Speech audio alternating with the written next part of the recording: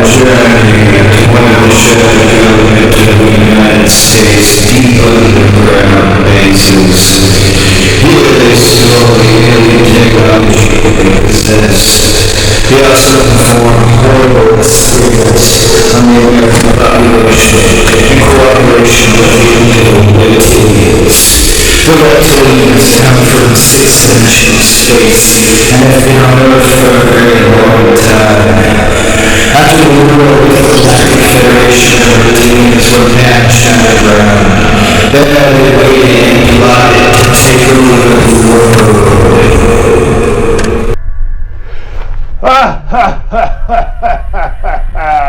Welcome to a diabolical secret underground laboratory. And start. Hello, UFO in the Know viewers. Welcome. Today I have the rogue shadow assassin from the shadow governments from an undisclosed location, John Barton Hobbs III. Today we're talking about the lizard people. Alright, Hobbs, how's assassin business? Can you hear me? Yeah, I got you. Oh, okay. Yeah. Alright, Yeah, so ready to jump into this. Ready to learn about these lizard people. I've got some slides prepared here today. We're gonna, take a look at this, not take it totally seriously, but again, I mean, like I was saying, I think you have to kind of leave anything open as a possibility to what's really going on, and maybe this is a possible explanation that some people have come up with, and people, some have. The thing about this is there's not a whole lot of physical evidence, or really even very many witnesses to this kind of stuff. There is some, but a lot of people claim that they have some kind of psychic connection with these lizards, which I'll talk about. But what about that lady on the airplane? That lady on the airplane who freaked out at that dude. Right. I actually have her in my slides, so you'll see you'll see her come up at some point. She'll make an appearance. So I would say the leading guy behind this. Let me progress my slides. Is we have David Icke. And David Icke, I watched his Gaia series where he kind of sums up his theory on how the reptilian lizard people run the planet, actually run everything on the planet. And I liked his explanation. He had this like big spider web, and he said in the middle of the spider web you have lizard man. Outside the spider web, just outside of it, you have like secret societies. And these secret societies, they interact with other secret societies who then interact with more public-facing groups like the World Economic Fund or the WEF or people like that, or what's the one that's the International Peacekeeping Force, UN or whatever those.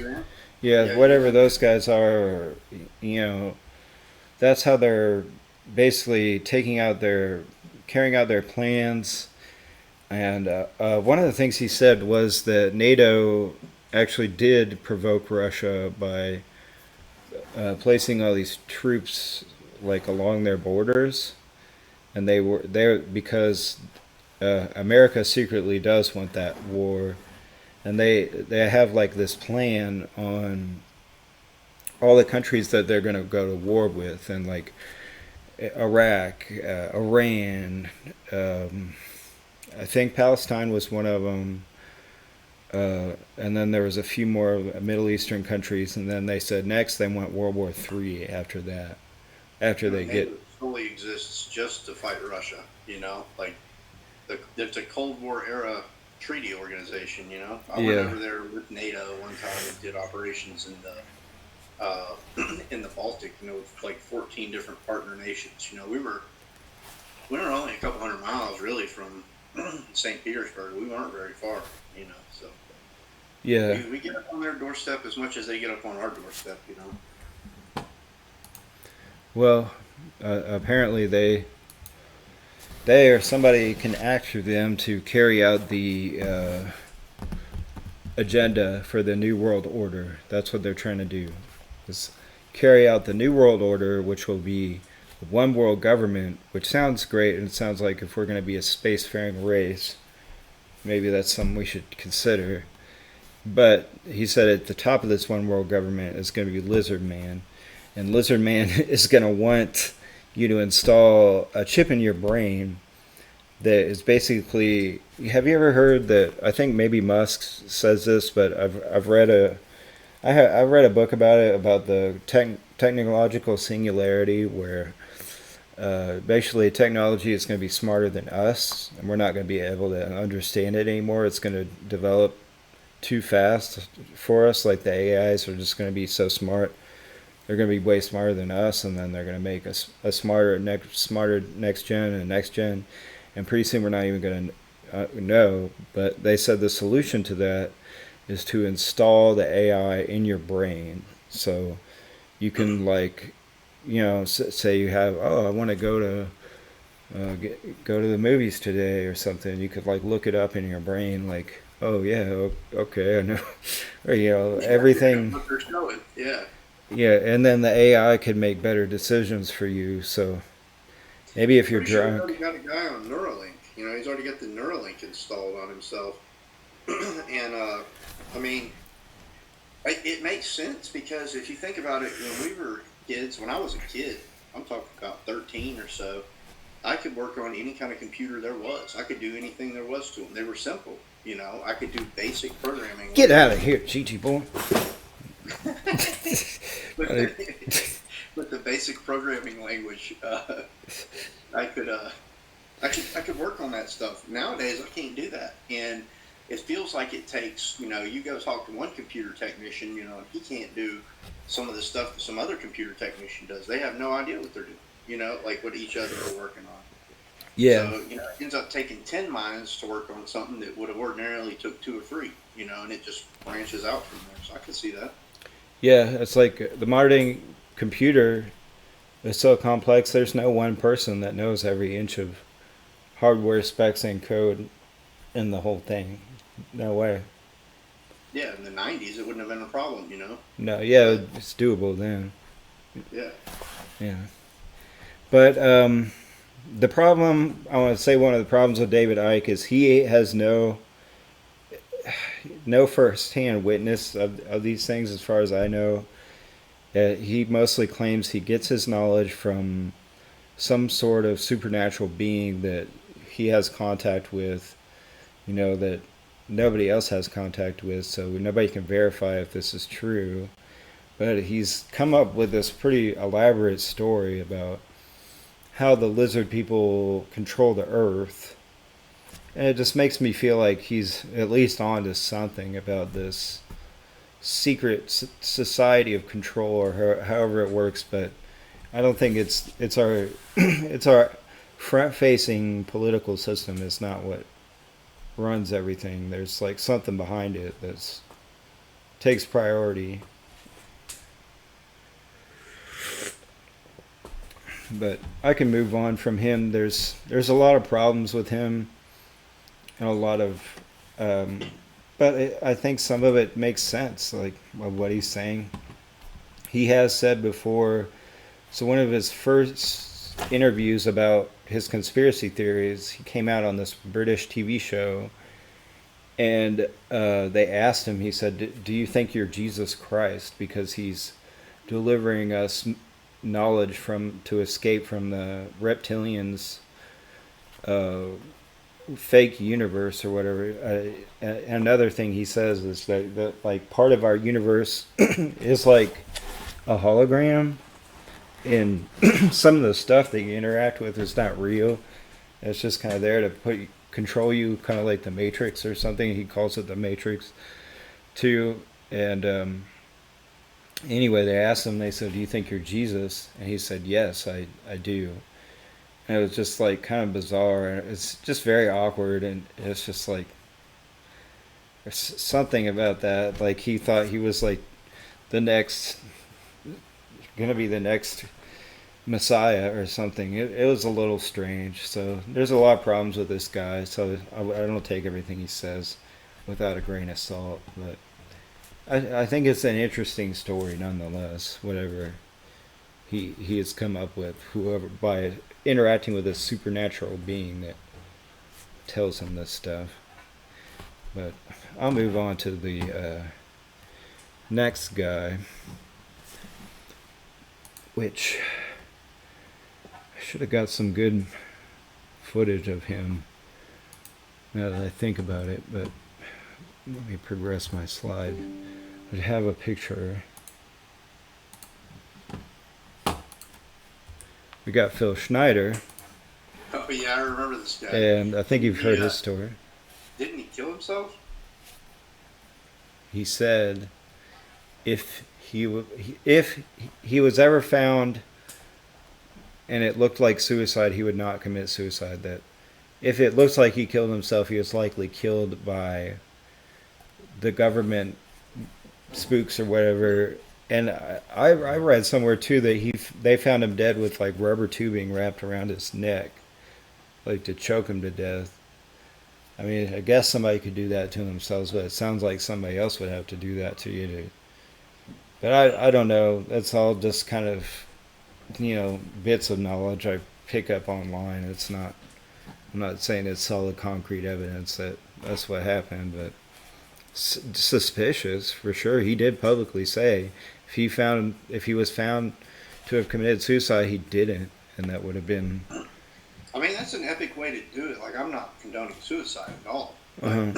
If you were to do it, and you said that before you did it, you definitely could have some conspiracies surrounding your death. Yeah, but I mean that alone, yes. But he did have this whole elaborate story that involved these reptilians and like this battle, and he's missing fingers, and then somebody else testified and said, well, no, he lost his fingers messing with fireworks when he was a kid, and I don't know. Evidence is shaky about him, but he also, I would say, in support of him, he did go on a tour to universities to share this because he thought it was so important that we know and that we do something about this, which I don't think anybody ever took him seriously, and so nobody ever did anything about it. But people kept it in the back of their mind, like, that sounds pretty wild, but what if he was telling the truth? Yeah, so I think And Robert got paid to speak. That's I don't know that he did get. I mean, okay, sure, maybe he did it for the money, but I don't know. That's a pretty wild way to. You'd have to be some kind of like. I remember when I was in grade school, there was this kid. He was kind of.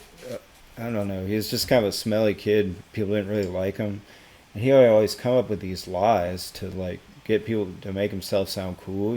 Like he said he had a dinosaur egg in his backyard, and he said his uncle had a helicopter or something. He'd just say really bizarre stuff. So he'd have to be somebody like that who just like lies constantly about themselves to really be somebody, I think, to sell a story like that. Somebody who's just used to lying all the time. But I mean, both of those guys, they have their character defects that make them seem kind of like bullshit. So yeah, they're not like David Rush where you're like, okay, this guy's legit. Yeah. no, yeah, they didn't testify in front of Congress. No, they did not. So I'll move on to who else. Can you imagine if somebody did testify about lizard people in front of Congress? How freaking It'd sound awesome. bizarre. Yeah, they'd be like, well, they'd be like, all right, is this from a comic book or something you're talking about? Like, what are you talking about, dude? Like, what are you smoking? That would be excellent, though. Yeah. Okay, so Another one, there's this guy who was a former CIA agent. His name is John Ramirez. And I have a slide which you can't see very well, but this is like him explaining how the reptilians work, basically. I'm sorry, I can't even read it myself right now that I look at it. But he's kind of saying along the same lines as like David Icke's saying, that they basically kind of control the earth through this network of societies and infiltrating and like controlling all our money and things like that. Basically, they just, which I mean, okay, maybe it's not lizard people controlling the money, but maybe there is just some big fat greedy billionaire that's just sitting on his high horse, like just saying, well, I want to have so much power that I control everything and every decision. Like the Rockefellers or something. Something like that. Yeah. That could be what the lizard people stands for. It could be. And no, I wanted to bring up too, kind of their origins in modern day. Kind of started with, and I didn't put this in the slides, but it was early on before World War II. There's a lot of conspiracy around the Jewish people, because the Jewish people were starting to accumulate a lot of wealth, and they thought the Jewish people were trying to take over the world. That was like Hitler's kind of rally towards, we have to stop these Jews from taking over the world, and the Jews are somehow involved with these lizard people. Like they're part of these lizard people's plan to, I don't know, to take control. And it kind of makes me think, like, so what if, the old, like, Jewish aristocracy of the 1920s did have a lizard man talking to them, and then, once Hitler got up, they were like, oh, well, we could use that guy. And he did get, like, super rich financial backers, like, before he became to power. That's how he became to power. And so maybe, the lizard people were like, oh, no, you invest in this guy. This guy will do the dirty shit for us. This guy will do the ugly shit for us. Oh, yeah, we can get him to do it. And so they, got him to power. And then once he started losing, they're like, oh, America, that's where it's at. That's who's got the money. That's where the next generation of ingenuity is going to come from.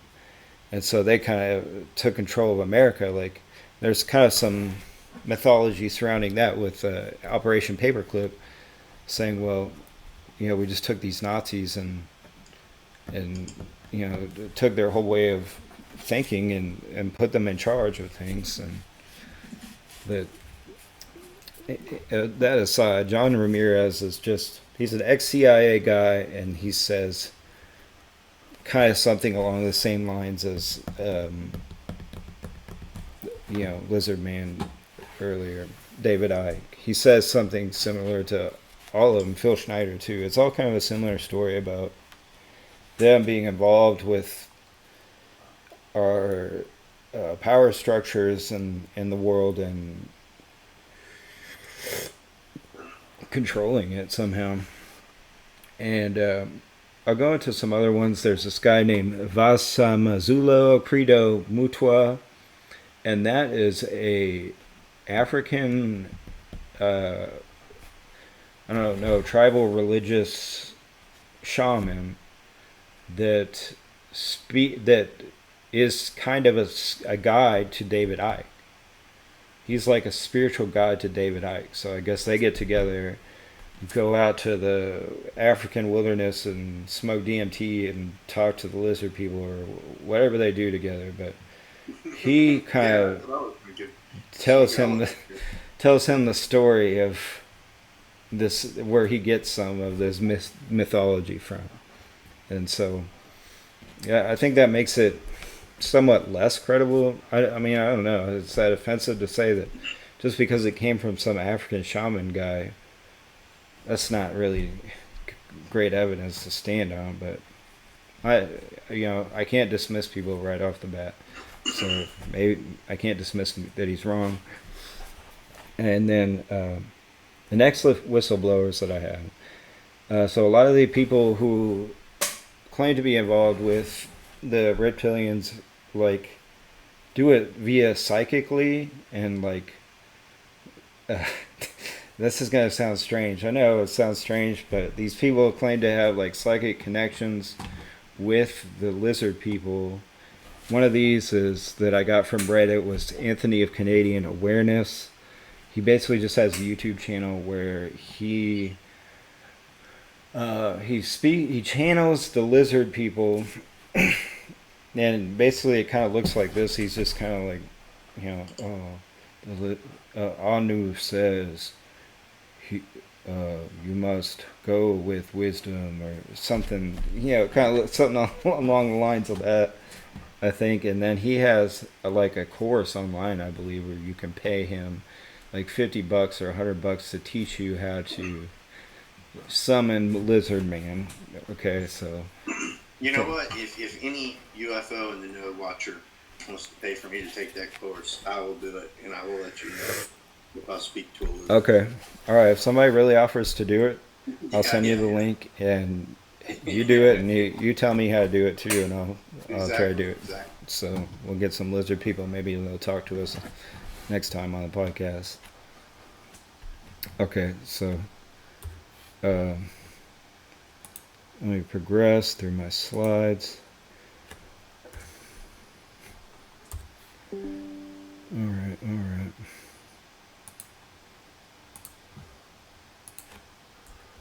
Okay, so some of these people.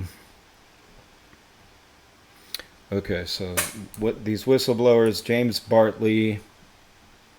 I didn't include some of the. There's like this other one called Les Stroud, and he wrote this book about kind of the lizard people. It's the same thing as David Icke, but he covers the more of the part of it about how like they were involved with Germany. Germany in World War II met them first. And they're like, oh, they can give us all these great super weapons, and it's going to be a great new world with only white people with blonde hair. And then after they lost, then the lizard people started taking control of America, and like America in secret was like their evil task force or whatever. But James Bartley, he's a ufologist just like Les Stroud, and they just kind of claim they do this with their own research, and don't like some of the research even is YouTube videos. Les Stroud has YouTube videos listed as some of the sources for his knowledge, which that's not a reliable source at all. Like, we know that anybody could go on YouTube and say anything. There's no, Yeah, when you say Les Stroud, I think of Survivor Man, so I just Googled him for lizard people. Not Les Stroud. It's like Les something. Search for Dark Fleet. Dark Fleet. Yeah, that's his book. Dark Fleet UFO book, something like that. You'd probably find it. Oh, the secret Nazi space program. Yeah, that's the one I read. Yeah, Lane Caston. I got it. Okay. Sorry. Les Stroud did do something on lizard people. I knew it was something like that, but he did do something on lizard people. So he did a supernatural episode involving Sasquatch. So he did. That sounds cool. Yeah, it is pretty cool. I'm into the Sasquatch stuff. Did he ever claim he saw Sasquatch, or? No, but he did go out and do a search for Sasquatch. They never found anything, but he did say, man, I have been out in the woods. He said, I've been out in remote places. And he said, I have heard things in the night, and strange things have happened, and I can't explain what they are. And, he's been out in the woods. He's been doing survival stuff for a long time. So if he can't explain what it is, then he can't say there's not a Sasquatch, What about UFOs? Had he seen any UFOs, or did he mention his thoughts on that? He hadn't said anything about it, and I would think that if anybody had seen it, it would be someone who's surviving in the desert where you can Right. see the sky. Yeah, he's seen the clear sky pretty much a lot. So Yeah, I mean, the closest thing I came to is I walked out into the bridge wing and looked up at the star in the up at the skies on a ship, and I saw the International Space Station. And the only reason I knew what it was is because I was looking up at it and I was like, please make a turn, please make a turn, and it just flew across the sky in about 6 seconds. So I'm 99% for sure that it was the ISS, but is it didn't make any turns or deviate at all. yeah, But side note though, the guy on the last ship I was on, him and a bunch of Navy guys in the Persian Gulf saw a UFO, and it was a cigar-shaped UFO. So nice. he told me about it. So Cool. we've been discussing that. I'm going back on his book soon to talk to him, so maybe I can get him to sit down and do an interview about it. Yeah, that'd be cool. Yeah. Yeah, he saw it, and I've heard about it a few times from him. So Yeah, maybe you could even like have him draw a sketch of it, show it to yeah, him. he might. He said it was just going straight up. He said it was cigar shaped, and then I got to looking stuff up. I was just researching UFOs, and somebody was talking about cigar shaped UFOs that everybody saw, and I got to thinking about it, and I'm like, man, maybe that was him who saw it. I don't know. Everyone saw it though. He said there were like 10 people who saw it. So How close? He didn't say exactly how close, but he said it was up. It was up in the sky. You could see it. And it was like nothing he'd ever seen. Yeah. Just cigar shaped, and he didn't say what color. I don't remember if he said what color. I think he said it was white or something like that. But I'll have to get him to sit down and do a talk about it and be like, man, would you give us an interview on it? Yeah, that'd be cool. Yeah, I want to get some more witnesses. Yeah. Just make sure I'm still recording. So I realized I put Anthony of Canadian Awareness, who will teach you for $100 approximately how to contact so he calls them the Draconians. The Draconians, that's what they are. And Robert Gauthier, I think he has a YouTube channel. And one of these guys, like, he speaks at a lot of UFO conferences and things like that. And that's mostly what they do. This other person, this Susan Reed, she wrote a book, and she claims to have encountered them in some way. But it's more like, I thought I saw this person shapeshift or looked like a lizard kind of thing for a second or something like that. It wasn't like she got pictures of it, or I think that's what it is. I didn't go too much into her story. I just kind of got it and saved it for later and didn't look into it that much. But I remember seeing it and remembering like, oh, it's not. It's just like I thought I saw this kind of thing. Which there's another story like that, which I'm going to share hopefully next. Billy Corgan of Smashing Pumpkins. You know who Billy Corgan is? Yeah. Right. So he claims that. So he was in a record company office, and he said that he saw some of the execs shapeshift into a lizard-like creature for a sec. And he said they even acknowledged it and told him to, like, it was normal and just forget about it. So he said he wasn't on drugs or anything. That's what he says. And he had said that on Howard Stern. So it's a bit weird, man. I mean, yeah. I had some friends who said they saw a fairy in a forest one time. And I'm 100% for sure they were on drugs. Yeah. But they all saw it. Yeah.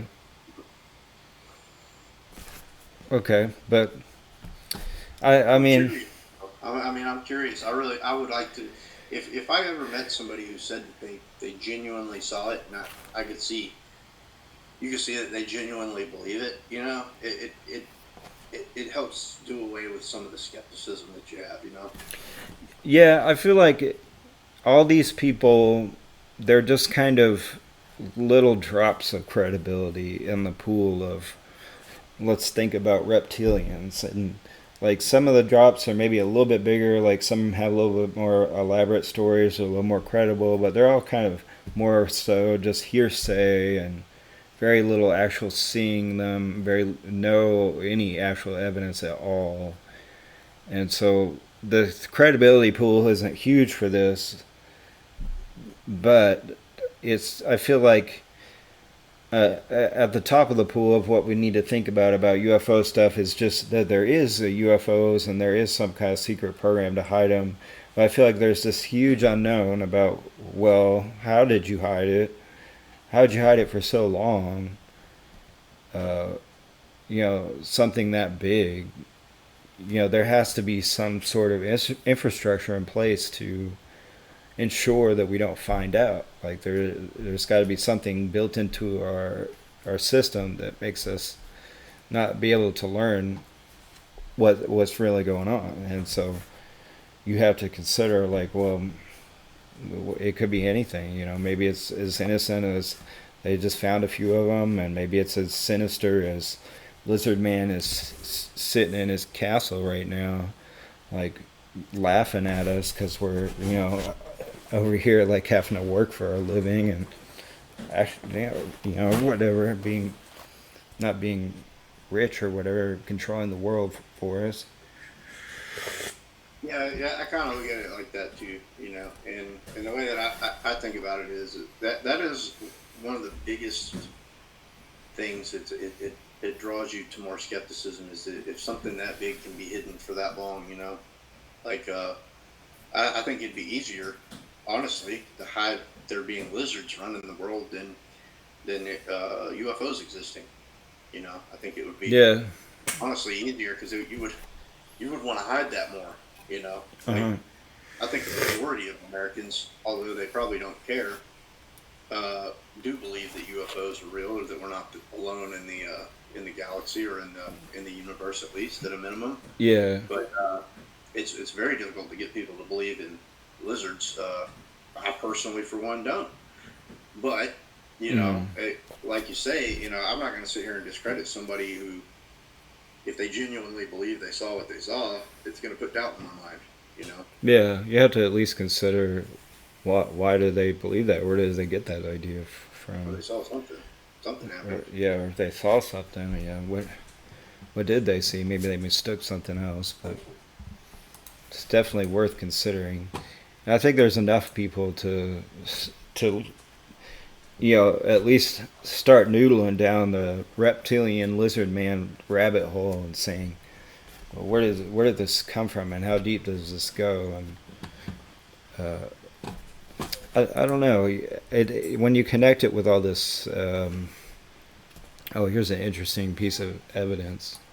So these are NRO, Naval Research Office, I believe, Naval Research Office.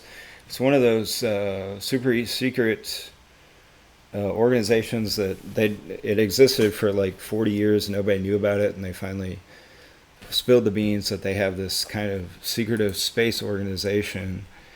And these are their patches, which are sort of interesting. There's one that looks kind of like this Illuminati-looking sign, the all-seeing eye kind of thing, which kind of tends to get connected back to the lizard people. Like, are the lizard people controlling the Illuminati, or the Illuminati or one of these secret societies that the reptilian lizard people control?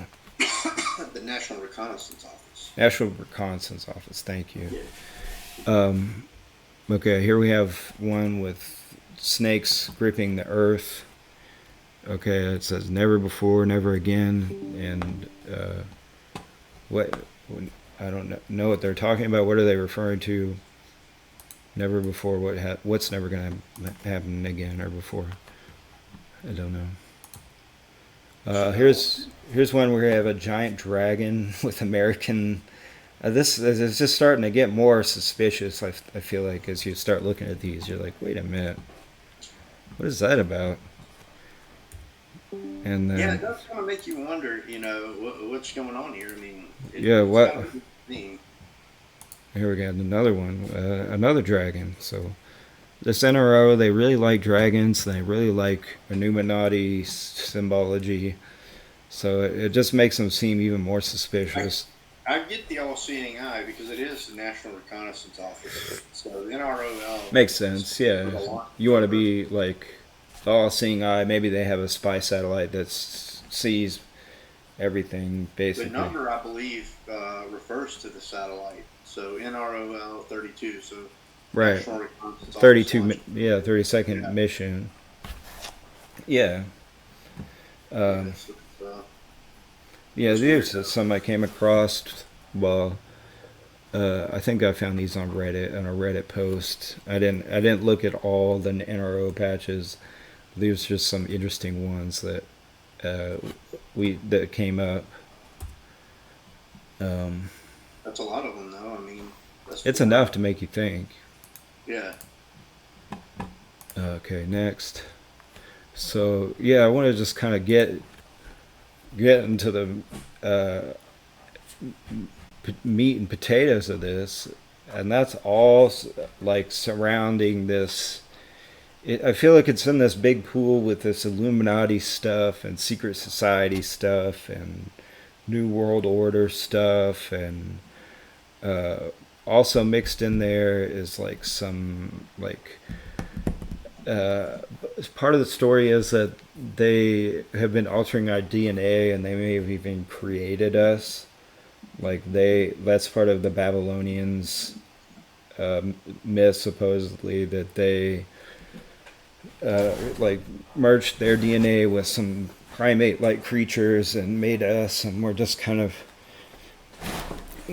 kind of like lesser forms of them, and we're supposed to be their slaves. And there's this whole kind of backstory, and a lot of it involves like the Great Flood. Almost every religion or continent has like a Great Flood story.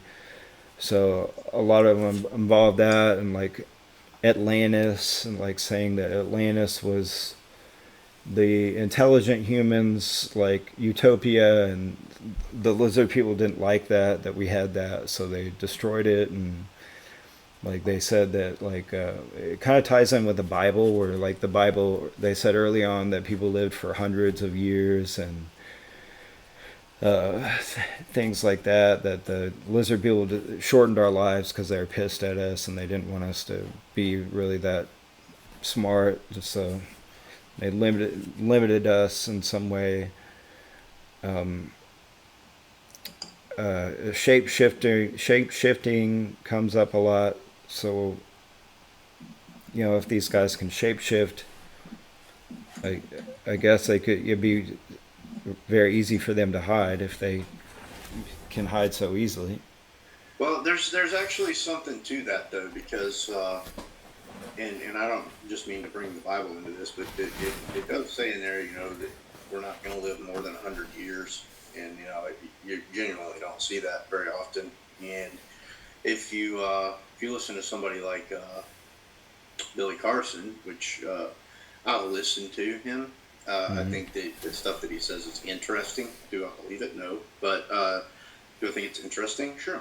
Uh, yeah, he goes back to these tablets and all this other stuff. He says, that our DNA has been modified. He makes the claim that there is DNA of ours that is locked away. So it's not really unreasonable to assume that, to assume that there's DNA that we know, parts of our DNA that aren't used anymore. Mm-hmm. So if you look at it from that perspective, you could kind of tie that into this. They say that Yeah. somebody may have edited our DNA. We're fooling around with that as humans right now. So Yeah, we can do that pretty well now. We have CRISPR. yeah, that's what I was getting at. Yeah, that's what they're talking about. So it's not something that you just want to write off. You find it being coming up more often, if you will. Mm-hmm. Oh, another thing that caught my eye. I read the book of Genesis a little while back, and that was that the serpent that gave Eve the apple to give her knowledge. He walked on hands and legs at first, and then God punished him by making him crawl on his belly, took his hands and legs away, or arms and legs rather. So I feel like there's a lot of different cultures around the earth that have their own sort of reptilian like myths and mythological creatures, which I have a slide later on which I'll talk some about. But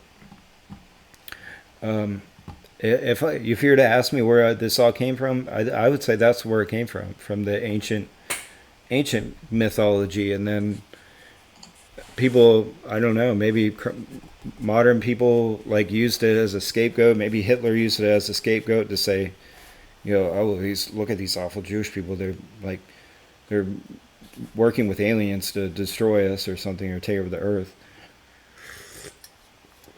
But I don't know. It gets you all into thinking a very feeling like the world's a really dark place. I feel like man, like we're just kind of sheep. The best we can do is just sit here and just try to enjoy ourselves while we're here for a limited amount of time. And so it makes you feel like, I don't know, it's all pretty worthless. Like everything you do, like just for the benefit of some lizard overlord. Yeah. Well, I was listening to, I was watching the Sean Ryan show last night, and he was talking to Tucker Carlson. And I'm not a big fan of Tucker Carlson, but he's been talking about UFO shit a lot lately, so that's what I wanted to hear about. And he said his dad was kind of like a not traditionally educated man, but he was a very intellectual man. And he said that he wasn't impressed by a college degree.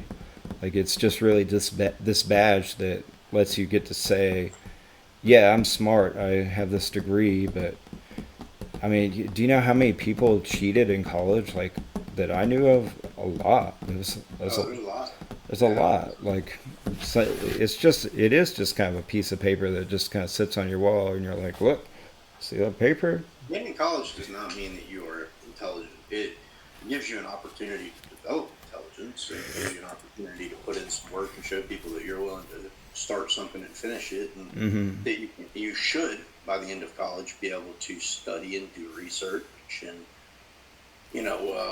read, depending on your degree field, read scientific papers and interpret things, or know how to interpret things, or do your own research on things. I mean, there's a lot to be said about having a college degree, but at the same time, it doesn't necessarily mean that you're smarter than other people. Being a doctor doesn't mean that you're smarter than other people, because you look at recreational drug users, or just take bodybuilders for example.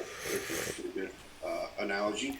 They know more about those steroids and hormones and all kinds of stuff than most doctors do. And yeah, just because they research it and they spend all their time and effort energy on it, and they know about it. There's a lot of forums dedicated to it where pretty sure you could go to bodybuilding.com and say, hey, I'm a 19-year-old kid, I got steroids, show me what I'm doing with these things. Like, somebody would tell you probably. People are going to tell you all about your, HPTA axis, and they're going to tell you about things that, like, they're going to use words you don't understand, because they medical terminology that you don't understand, that most doctors wouldn't understand, and it's just because they've spent years and years studying it. You've got people that have studied stuff for a long time. Anybody can study things, so I agree with that. I definitely agree with that. Yeah, this kind of a badge. I mean, I'm glad I used my GI Bill. I used my GI Bill to the fullest extent, and got my education. I got my little badge, but I'd be upset if I worked hard to pay for it myself and I put myself in a lot of debt. I'd feel disappointed, pretty. I feel the exact same way. I mean, I've got a little bit of student debt, but not much, and I still use the GI Bill. You know, that's just a testament to how much colleges are charging and what they're charging, and what is and isn't covered. You know, what even the government themselves think isn't necessary because the GI Bill won't cover it. You know, Yeah. in my opinion, you know, there's very few degrees that are really worth paying for. You know, I think a lot of this stuff you can learn on your own and on the job and stuff like that. So Yeah. that I mean, that's why I take a lot of things I hear from people who are academics, you know, with a little bit more skepticism too. You know, Yeah. but yeah, the I don't know. I feel the exact same way you do about that one, or the way that Tucker Carlson does about that one. Yeah. I mean, and I'd say there's a certain sort of dogma surrounding scientific communities where they say like we're not going to think outside the box that much. We're not going to try to theorize things that sound too wild. You know, we don't Yeah, like Avi Loeb, the one that's at Harvard. He kind of talks about that, how there's kind of the stigma about like, well, we can't say aliens. We can't say aliens could cause us. Well, that sounds silly. Like, you know, astronomer can't say that aliens could have caused this like phenomenon. Like, you don't want to put that in your paper. That everybody would laugh at you. You know, so he just went ahead and did it. And he said, I'm gonna go full board, consider is there aliens, and really just find out for myself. I don't want to get too political about it, but when you think back, you look at like the COVID vaccine, right? People said a lot of stuff about it, and a lot of academic people said a lot of stuff about it, and a lot of the academic people that were pushing these things on us, you know, were saying whatever they could or agreeing with whatever, you know, the government or Anthony Fauci said. It turns out it just wasn't true. You could still pass it on if you got it. I'm Yeah, not saying one way or the other whether you should or shouldn't be vaccinated. Personally, that's a personal decision, and I don't want to be involved in it. But at the same time, you look at it from that perspective. There are people who did not have medical degrees that said things that did not line up with what the scientific community said, and they turned out to be right, you know, on some of that. So yeah, it doesn't necessarily mean that, you know, just because you went to college for something, all of a sudden you're an expert on everything in that field. You yeah. know, There's kind of this crowd think. You know, yeah, they get this sort of crowd think, and they're like, well, you know, he's the authority on this, and you know that's what we need to go with because he yeah. knows. And it just goes to show you too. This is another thing. It goes to show you that the government does not always have your best interest at heart. You know, they don't. They just don't. You know, and you may use the idea that, you know, they did what they thought was right. Well, that's cool. You know, that's cool if you think that, but it doesn't necessarily mean that they have the right answers. And just because somebody's been in academia for a long time doesn't mean that they have the right answers. It means that they've studied a lot of stuff. And it's like, from my perspective, Neil deGrasse Tyson doesn't want to admit that there's aliens or that there's No, UFOs. There's a possibility. yeah, I'm starting And to think he's like a plant. Like he's like yeah, like a saying, fake person who comes around and, you know, like throws everyone off, you know. yeah, And he can do it very well. I mean, he's very well spoken. He uses the he scientific comes at it method very well. hard. Like he's like personally offended that somebody said aliens around him. Like Yeah, he but then you comes turn down around on it. and well, and then you turn around and you get somebody like oh, Howard, well, I forgot his last name. You know what I'm talking about? Uh-uh. All right, let me go with Howard. Terrence Howard. Oh yeah. Hmm. And then you get somebody like Terrence Howard who comes out with stuff in, you know, well, 1+1 = 0, you know? Yeah. So, And then you get something on the complete opposite. So, yeah, it sounds like Terrence Howard just like went on a week long acid trip and just started writing shit on the walls and was like, he woke up and he's like, "Whoa, man, bro, I rewrote mathematics. There's no denying that the man is, he has an intelligent brain. It's just that I think he just didn't have enough information, to be able to either accurately convey what he's saying or Yeah, he was kind of all over the place a little bit with like. yeah, I couldn't follow it. It was so bad I couldn't follow it. And I watched him on there with Eric Weinstein or whatever his name is, on Joe Rogan, and I'm not a physicist. I don't propose to be good at physics, but man, I couldn't follow any of it. He couldn't answer any of those questions from that guy. No. Mm-mm. And I don't know what Terrence Howard's educational background is. I mean, obviously he thought this stuff through very well. I heard he was like kind of a fraud, and like he made up this fake resume and basically like weaseled his way into Hollywood by just lying He's not a bad actor. about who he was. He's not a bad actor. He just, Yeah.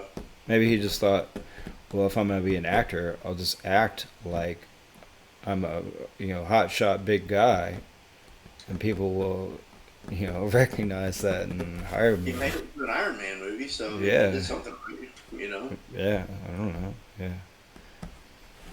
I have no idea. Oh, is that the last slide of this? Let me see. I feel like I have more. Sorry, it's been going on a bit now. Did you imagine though if we had DNA from reptiles in us? How freaking awesome that would be. We do have a lizard brain. We do have a lizard brain. That's the brain at the bottom. That does all your, that's like your fight or flight response that makes you breathe and your heartbeat, all your like, basic functions that anything would need to live. So maybe like that's part of it. Maybe that's where it comes from. I don't know. Maybe Lizard Man gave us the lizard brain. Maybe it comes from Land of the Lost with the Sleelock. They do look a lot. Sleazak, yeah, maybe. Oh, I did have something other interesting to share.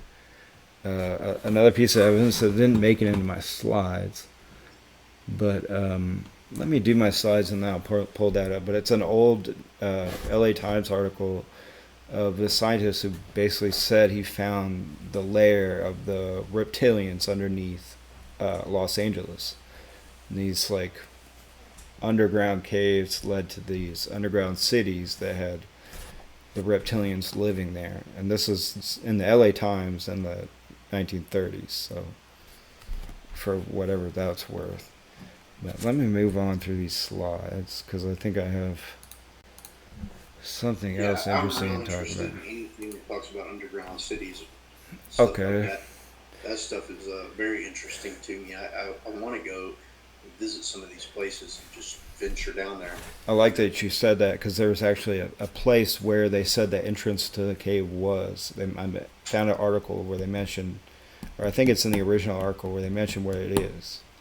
So in theory, you could go find this and go see, maybe it'd look like something that's been collapsed in and you could dig there. I don't know, but I think it's worth, I want to look it up on Google Maps and see if anything's there. I want to go spelunking down there. Right, yeah, like see if we can get down in there. I'd be a little afraid to get through some like really tight caves, but I ain't going down in anything like that pit that we tried to get in. I know you went down in that pit, and I ain't going down nothing. I was not too uncomfortable with that pit. The only thing was the steep drop, but once you get past the steep drop, I didn't feel too like that was too dangerous. But anything where I have to squeeze my body into a tight space, I'd start to feel a little uncomfortable. Unless I knew for sure that there's a ancient lizard man ruins, I probably would stop it at some point if I saw a little.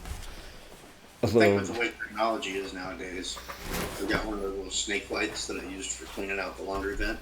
Yeah, I got one of those too. Yeah, or like a remote control drone car with a camera. Yeah. Something like that, getting in there, and then if I can see that it opens up and we got. Yeah, then maybe. Yeah. So here's some of the. So there, ancient cultures all over the world have talked about these guys. Native Americans had snake brothers. The northern ones had snake brothers. The Mayans had Gokumats, which was one of their gods.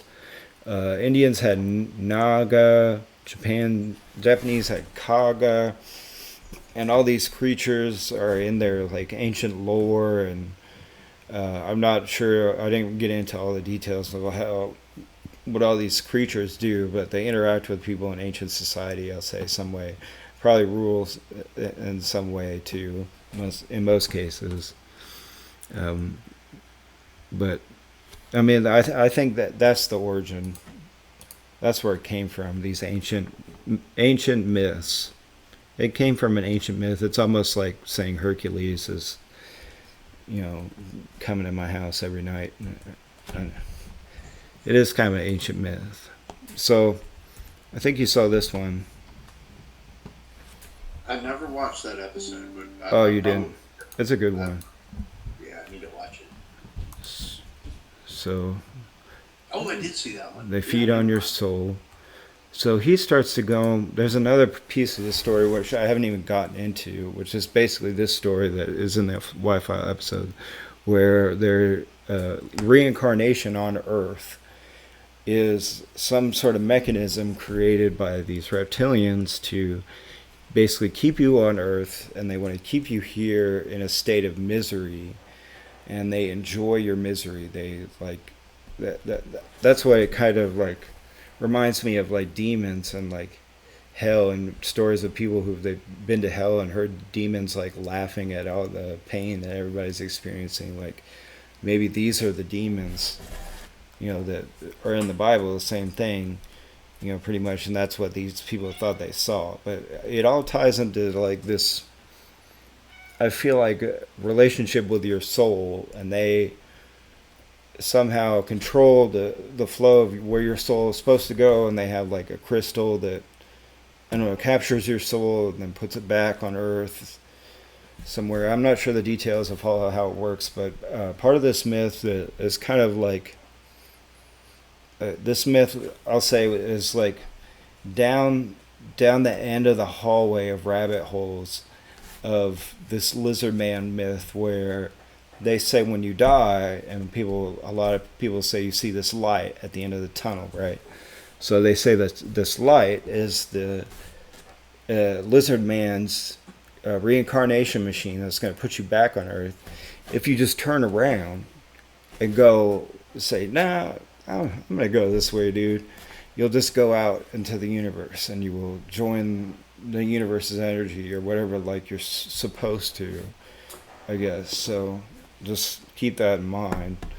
When I'm ready to die, I'm gonna say, okay, is there gonna be a light? Is there gonna be a light? Go to the light. I should not go into the light.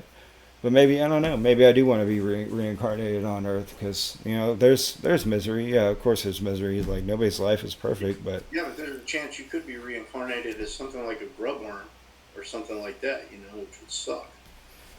yeah, I don't know. I mean, if you're a grubworm, you wouldn't have that much awareness of much other than dirt and Yeah. That's my fear. If reincarnation was real, which I don't believe in, but if it was, it's like to be reincarnated as something like that. I don't know, because To be, a plant's alive. Could you be reincarnated as a plant? yeah, just be reincarnated as a tree just to get chopped down. Yeah. I mean, you wouldn't have a brain, so you wouldn't like perceive things going on around you. Like, I don't know, but you would have any senses. So if you're born, you have no senses and no brain. You wouldn't notice, I guess. I think this one's deep down the rabbit hole, though. It is. Yeah, that's like late night Reddit scroll hole, 1 a.m. can't sleep kind of stuff like that you see. So it's just there, something to think about. Speaking of which, we should buy an infomercial and put it on the late night local TV channel about this. Warn people about it, see how many people respond to it the next Yeah. morning. Are you prepared to resist our reptilian overlords and their efforts to take over our world? Are you prepared? Are you prepared to fight to the death, possibly, against lizard people and their evil army? I don't know. It gets pretty crazy. You're just like, well, if something like this is going on, then the only way to change it would be to overthrow the government or something, have a whole new government. Because if there's you know, a That's one man, for the history books. a man behind the curtain on top of the hill, controlling things, we're not going to be able to like find any legal means to stop it. Like, That's a heck of a mission for the CIA right there. If you think about it, like if any bored CIA agent ever watches this, it would be an amazing thing if you could get one of the countries that does not serve our interests to overthrow their government because they believe that their government is controlled by lizard people. That would like a psyop. Yeah. Did you imagine waking up and seeing that? Most people wouldn't believe it at first. I don't think. Wednesday night, like some country like just Peru has decided to overthrow their government because they decided it was ran by lizard people or just something like that. How could you prove it though? Say you thought the But they don't Pope have was to the prove lizard it. man. They just have to go do it, so that way it ends up on CNN or Fox. But what if you say the Pope's a lizard man? You chop his head off. It's clearly not. It's clearly a human body. There's nothing on it that indicates that it's a lizard man. You just chop the Pope's head off. What? What do you do? The Pope beheaded. Conspiracy surrounding him being a lizard. I said I'm gonna put a stop to you, lizard man. Because if you could get the Vatican to behead the Pope, because they thought he was a lizard man, that wouldn't be too bad. Yeah. All right, so that's sort of getting to the end of it. I could bring up the LA Times article, but I think I basically explained it, what it was, in an overview. Well, one thing we could talk about is that I'm not real studied up on them, but that cult that all killed themselves called Heaven's Gate, where they all committed suicide because I don't remember how they committed suicide or any of that, but they all committed suicide because somebody from our government or from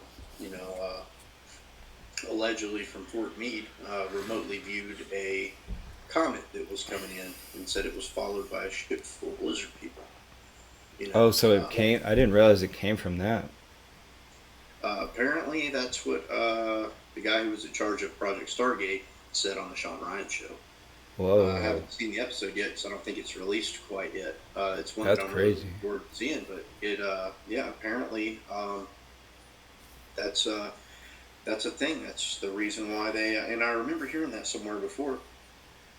That's what they thought. That a comet was coming past Earth, and this guy remotely viewed it and said that it was being followed by a spacecraft piloted by lizard people. And, So what does that have to do with killing yourself? I have no idea. I mean, would you personally rather die before the lizard people arrive, or would you at least want to see them before they kill us? I'd want to see them at least. Personally, would like to witness these lizard people. Yeah. I mean, if they're real and they turn out to be like super strong and super smart, I'd at least say, well, we tried. Yeah, He saw them. Yeah, we at least saw them. I mean, if you die and you get to see lizard people, I mean, that's something. But if you die before you see the lizard people, I feel the same way about UFOs and things like that too. Though, like genuinely, that's why I'm all about the disclosure happening sooner rather than later. Like Chuck Schumer's bill that people are talking about. And they're complaining because certain people don't want to pass the bill, certain people do want to pass the bill but it had a 50-year disclosure. Like, it had a 50-year declassification. You know, like, we're not going to be alive in 50 years. I'm not probably going to be alive in 50 years. No. You know, I'll be, you know, in my 90s, you know. So That'd be when you look at disappointing. it from that perspective, you know, nobody alive will be able to know about it, you know. That's the whole point of declassifying things that far out. But I want to know about it before I die. Same thing with lizard people or any other stuff, you know.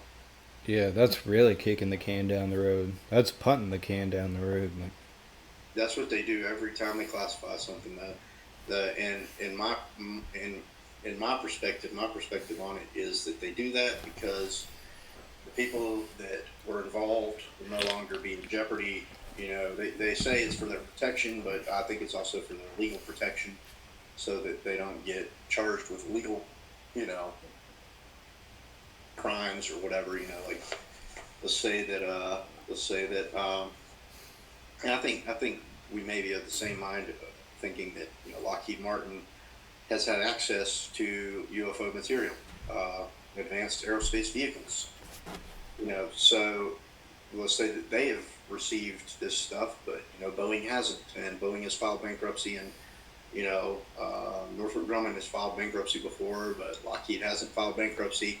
They're all government contractors, and they're all competing for the same industries, and we've given them a leg up by giving them access to exotic materials, you know, from potentially another world.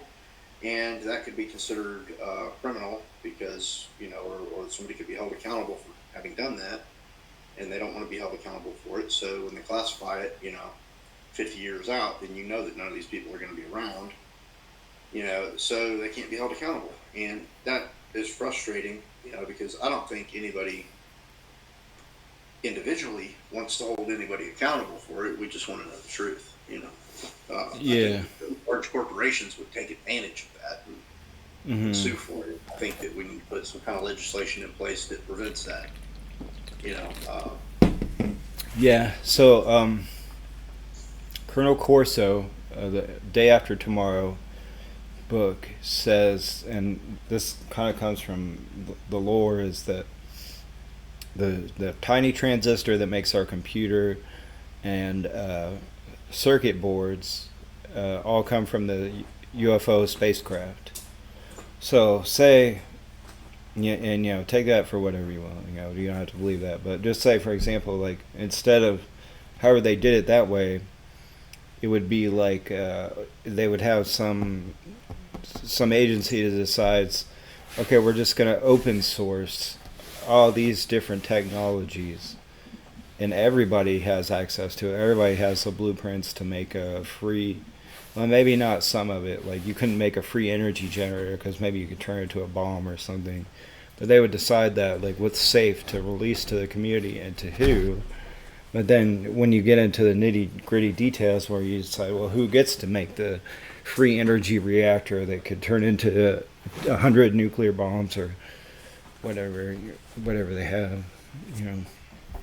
But Transistor radio, they developed a device called a transistor. The first laboratory demonstration took place on 23 December 1947. Bell publicly announced the new invention on 30. Yeah, it was Bell Labs. Yeah, so, I mean, I don't know, man. I mean, that's a big one. That's a big pill to swallow. I mean, we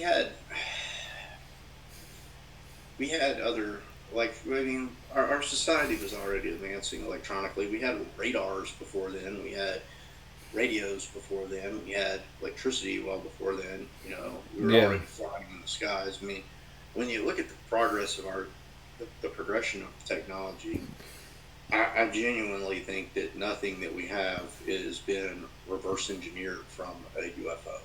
You know, Yeah. I genuinely think that. I feel like if we did reverse engineer anything from a UFO, I think things would be vastly different than they are. But Well, I mean, we did have a pretty rapid advance as far as our technology. Like, we went from 100 years to not being able to fly to going to space.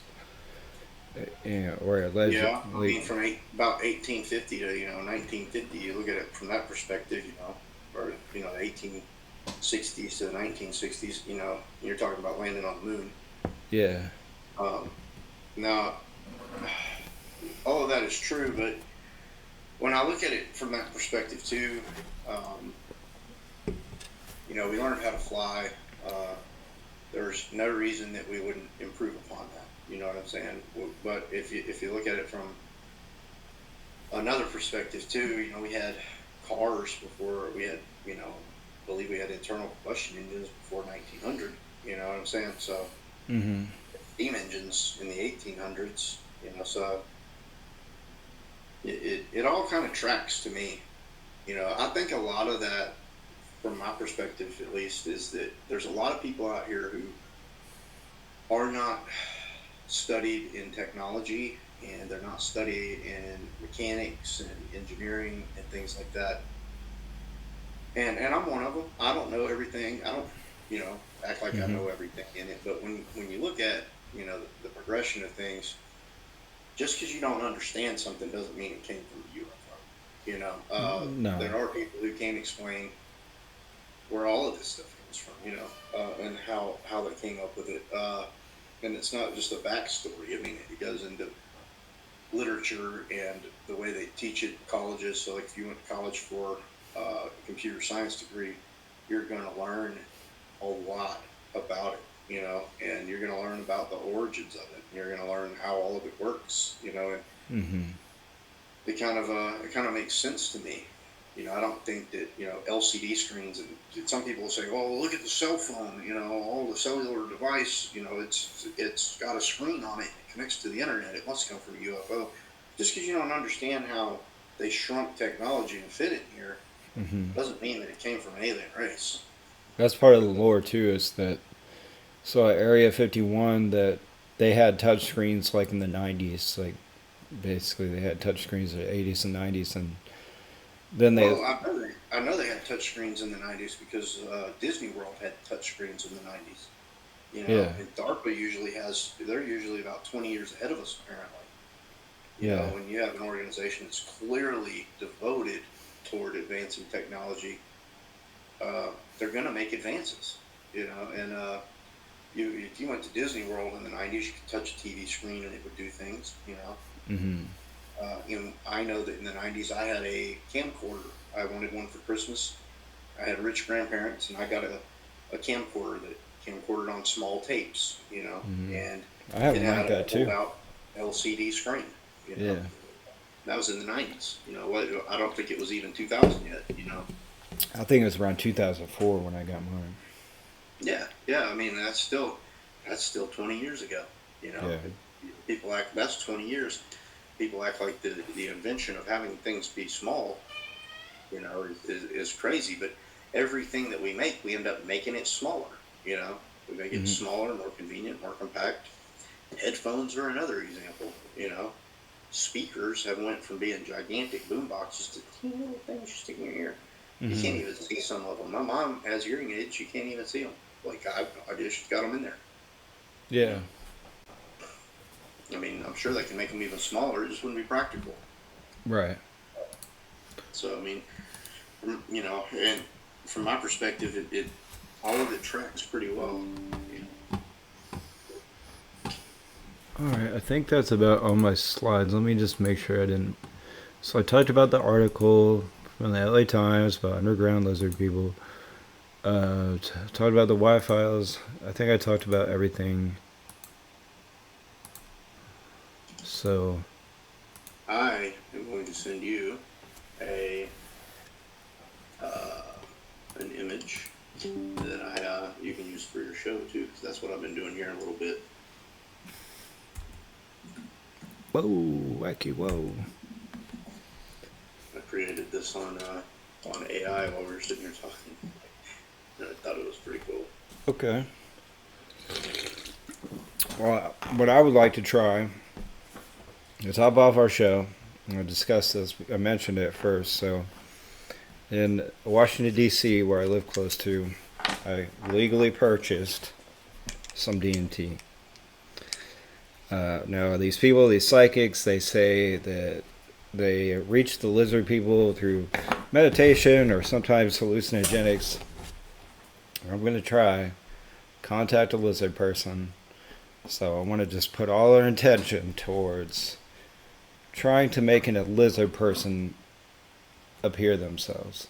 Now, I want to give some background to. Now, there was this Northrop Grumman article that came out a little while ago where they said that there's a secret interdimensional world where beings could be right next to you, interacting with you. You don't see them. And that's part of this alien conspiracy myth.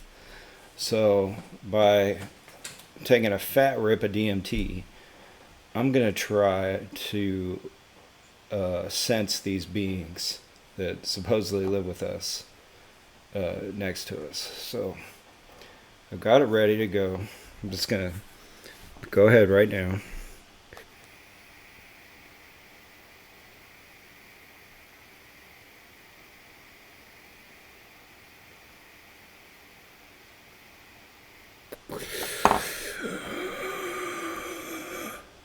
That was a good one.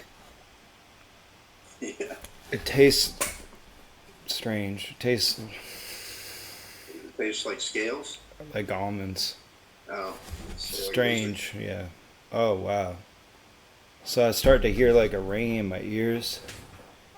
And I feel like I see this, like, I don't know, shapes. Psychedelic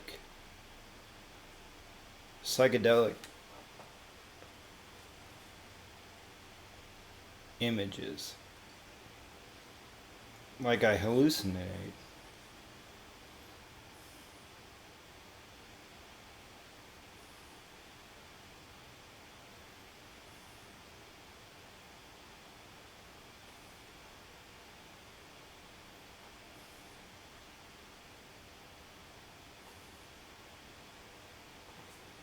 Oh, wow. Sense any lizards? No.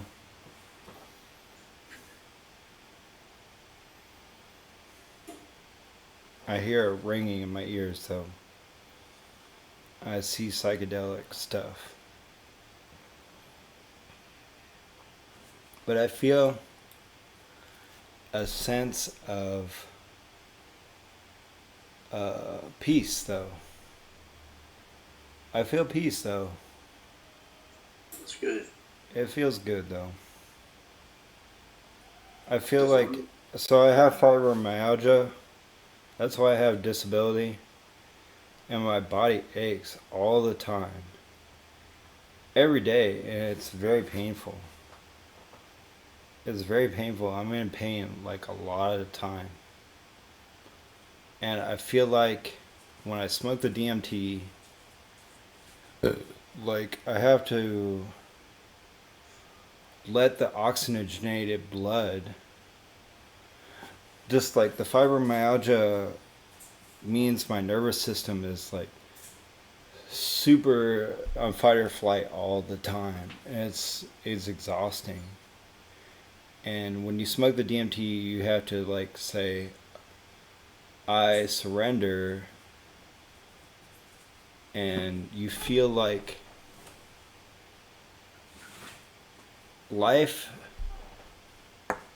is, you have to face death. Death is the most terrifying thing you'll ever experience. Because when you experience death, you don't know what's going to happen. It's terrifying. And when you experience death, you have to surrender and say, it's going to be okay. I surrender to death. And that's what death is all about. Does that make sense? Yeah, makes perfect sense. It's like, Makes death sense is the to- most terrifying you'll ever experience. That's why people commit suicide, because you don't want to experience it. You just want to blow your brains out so you don't ever experience the pain of death. Does that make sense? Yeah, rather 'Cause get it over than burn in a car crash. you don't want to experience all that pain. And you're going to be in pain the whole time. And you're not going to know what's going to happen. It's terrifying. And when you get old, it's terrifying. You don't know what's going to happen. Your body is failing you. And you don't know what's going to happen. And you have to ultimately surrender to death and say it's going to be okay. I surrender my body. I have to let go and say, death is going to be okay. I don't have to have my nervous system all amped up. Does that make sense? It does make sense. It makes sense that you are very calm. You know what I'm saying? Death is the most terrifying thing you'll ever experience.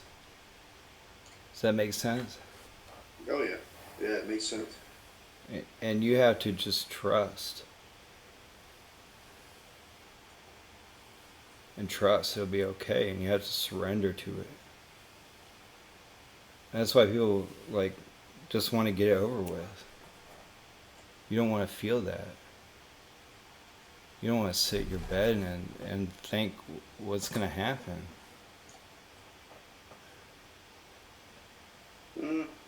I get that to a degree, you know what I'm saying?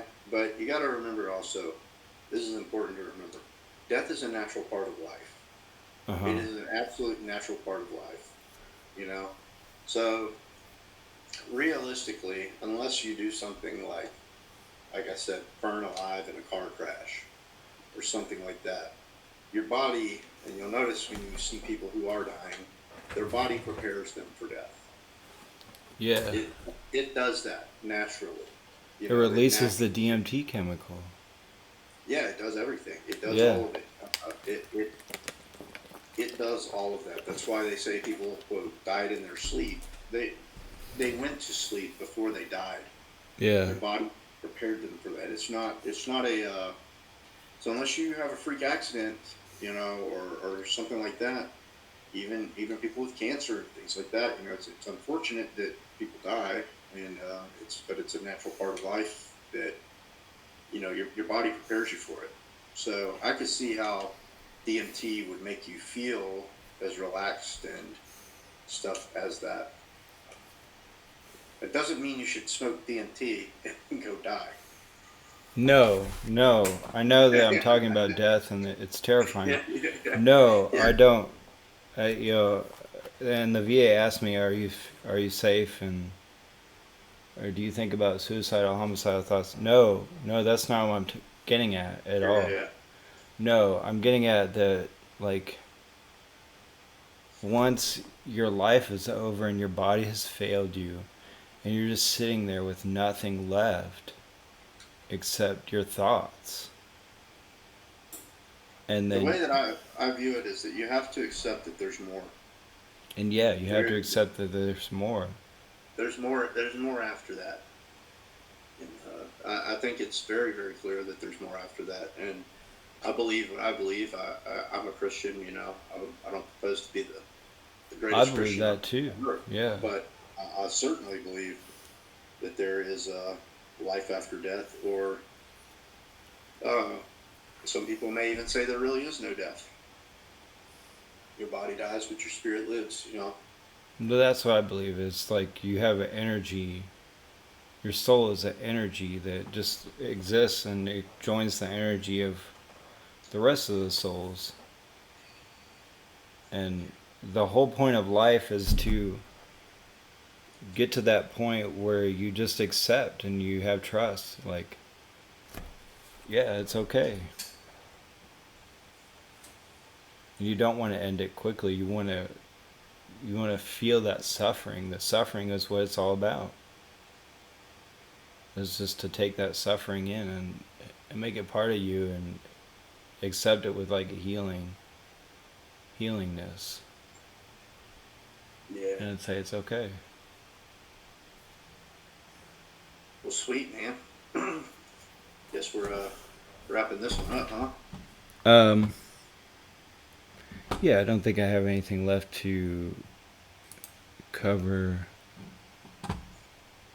Oh no, I'm getting out. Pretty good sweet slideshow though. Yeah. Let me end the recording.